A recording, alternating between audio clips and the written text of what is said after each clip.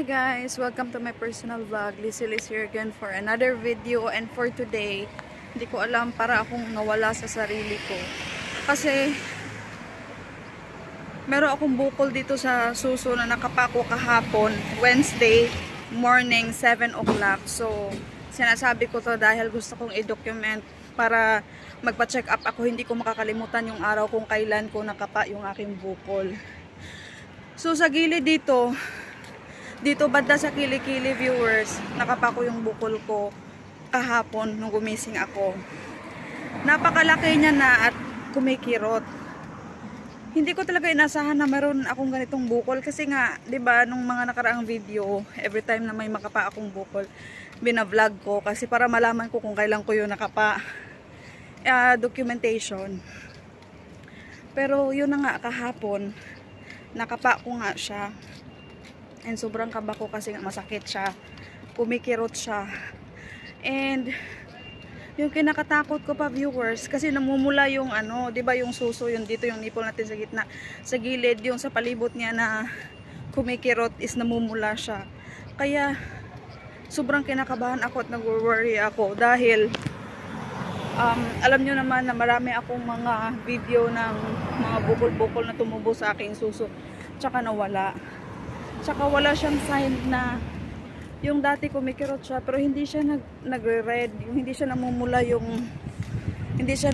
yung area kung saan merong bukol. Pero grabe, ito talaga ay nakakatakot dahil namumula siya, viewers. So meron siyang pula sa gilid, and kahapon maliit lang yung pula niya. Ngayon Thursday, lumalaki siya. Tapos hindi ko alam kung anong gagawin. Kahapon kumirot siya buong araw. Pero ngayon hindi na siya masyadong kumikirot. Pero masakit pa din siya sa loob. So hindi ko alam kung wala na akong gamot. Wala na akong gamot kasi ubos na eh. Natunaw na yung mga bukol ko eh. Tsaka hindi ko talaga alam kung anong gagawin. So gusto ko sa Sunday magpa-check up ako sa doctor dito sa hospital kung anong gagawin dito. Kasi para siyang na ano, yung bukol ko para siyang, ano ba yung tawag nun? Para siyang na-irritate ba, na lumaki siya, lumubo siya, tapos namumula yung gilid. Ayan, so namumula siya. Tapos, yun na nga, ito yung pinaka nakakatakot kasi nag-overthinking ako dahil nag-research ako, mga ganon-ganon. Diyos ko, ayokong isipin. Kaya natatakot talaga ako na ganito yung nangyari. Tapos, alam nyo ba kung anong dahilan? Nung Tuesday kasi, nagpa-check up kasi kami ng alaga ko kasi na-disgrasya yung alaga ko. Gawan ko din yun ng separate na video, na-disgrasya yung alaga ko. Nagpunta kaming hospital kasi kailangan niyan mag-cleaning sa sugat niya sa ulo. Nung habang on the way kami sa hospital, nagpapaano kasi siya, nagpapabuhat. Kaya nung kinabukasan, masakit yung arm ko. Tapos, yun din, masakit yung breast ko. So, yun lang yung nakita kong rason kung bakit siya sumakit.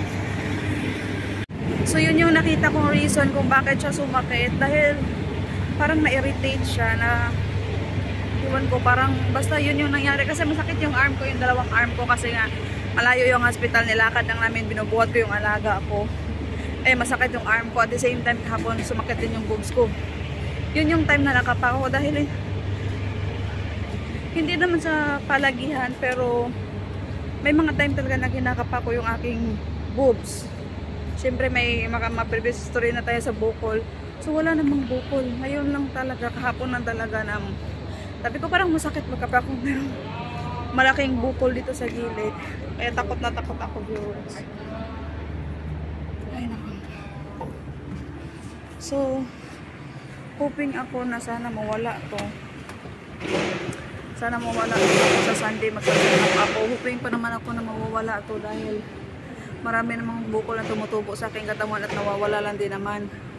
Pero kasi ito, kasi meron kasi siyang sign. Para siyang research ko, meron kasi siya na namumula sa gilid. Tapos dimpling. Yung parang yung skin mo nagbahod-bahod. Ano ba yun? Yung parang skin mo hindi siya, parang meron siyang curve. Ganon kasi yung symptoms. Imagine 2 days pa lang to. Tapos, kahapon kasi makirot talaga siya. So, ang ginawa ko, nilagyan ko ng ice. Kasi parang makirot siya na mainit. Hindi ko alam kung ganun yung nararamdaman ko. Kaya, Diyos ko Lord, gusto ko lang, kaya ko ito binidyo. Dahil gusto ko ng documentation. Dahil nga, magpapacheck up ako para hindi ko makalimutan kung kailan ko nakapa ako. Ano bang araw ngayon? 5. Nakapa ako December 3 morning. December 3, 7 o'clock. December 3, 2024. So, yun lang po. Kung kayo, bakit ako tinubuan ng bukol, uminom ako ng gamot? Hindi ko din alam. Pero ngayon, simula nung natunan na yung bukol ko, wala na akong gamot iniinom. Hindi na din ako nagiinom ng fish oil. Dahil naubos na nga yung gamot na, or vitamins na iniinom ko. So yung iniinom ko ngayon is ferrosulfate. Yun na yung iniinom ko ngayon. At hindi na din ako bumili ng fish oil dahil medyo may kamahala na nga siya. 200 plus SKD, mga nasa 1,500 per bottle. Tapos sabi ko, ay hindi ko naman na kailangan kasi na ano naman na okay na naman yung aking bukol. Ay, Diyos ko na lang, iwan ko na lang talaga bakit nagkaganito. Natakot ako baka dito sabihin na kailangan kong mag-operation. Siyempre, dito tayo sa Hong Kong. Tapos mag-isa lang tayo, tapos operahan ka. So, hoping talaga ako na sana mawala.